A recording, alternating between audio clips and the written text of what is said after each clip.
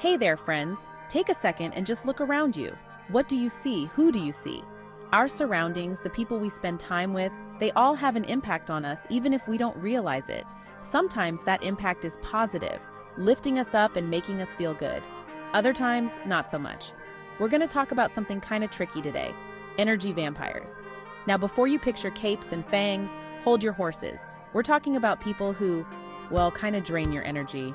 They leave you feeling tired, negative, and just plain worn out. We've all got our own energy, right? It's that spark in us that helps us get through the day, face challenges, and enjoy the good times. But sometimes, we encounter folks who seem to suck that energy right out of us, leaving us feeling depleted. Let's chat about how to recognize these energy zappers and, more importantly, how to protect our own precious energy. Because you deserve to feel energized, vibrant, and ready to take on the world. Ever spent time with someone and afterward you just feel exhausted?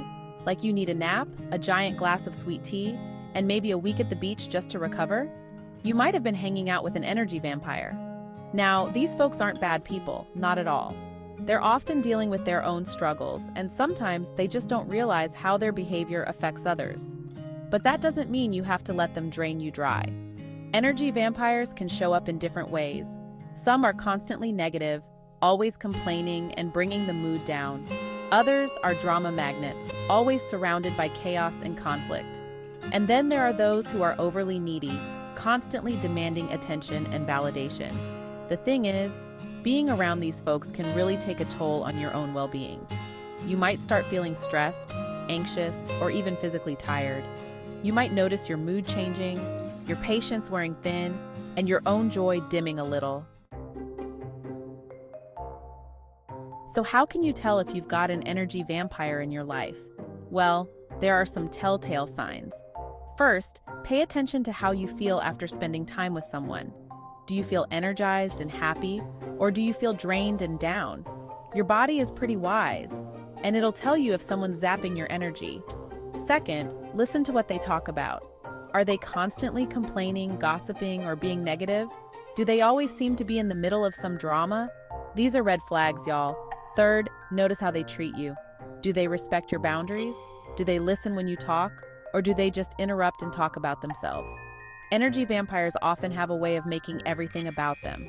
Remember, recognizing these signs isn't about judging anyone. It's about protecting yourself and your own well-being.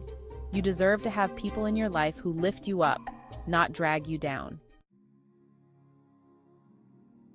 Now, I know what you're thinking, Brene. You're not suggesting I go full-on vampire hunter and drive a stake through my coworker's heart, are you? Hold your horses, darling. We're gonna handle this with a little more grace and a lot less garlic. Setting boundaries is key when it comes to dealing with energy vampires. And no, that doesn't make you a bad person. Think of it like this. You wouldn't let someone walk into your house and eat all your pecan pie without offering you a slice, right? Well, your energy is just as precious as that pie, and you get to decide who gets a piece of it. Start by setting some limits on your time with these folks. Maybe you can't avoid them altogether, and that's okay. But you can control how long you interact with them. Keep conversations short and sweet, and politely excuse yourself when you've had enough.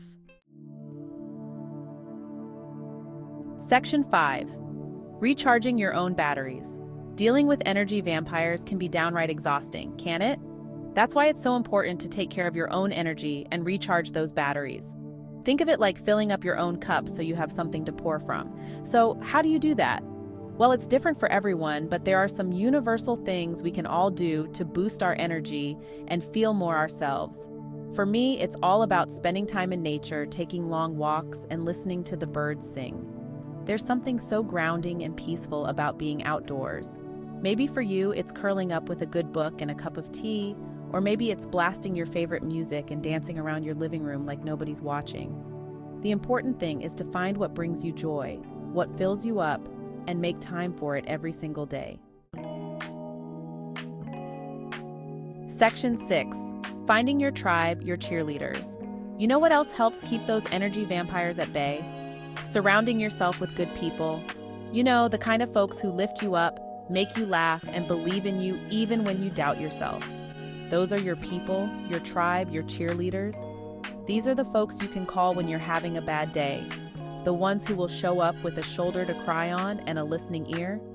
They're the ones who celebrate your victories as if they were their own and who remind you of your strength when you forget. Surrounding yourself with positive, supportive people can make all the difference in the world. They remind you that you're not alone, that you are loved, and that you are worthy of good things. And honey, that's powerful stuff. Section 7, Small Steps to Big Changes. Now, I know what you might be thinking.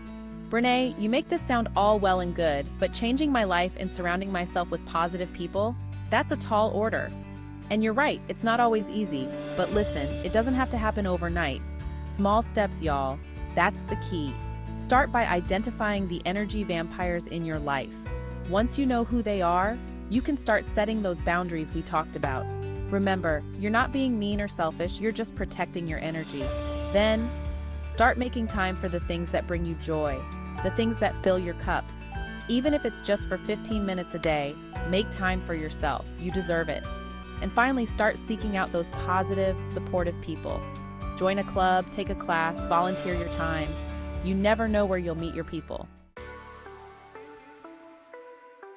Section 8, the power of saying no.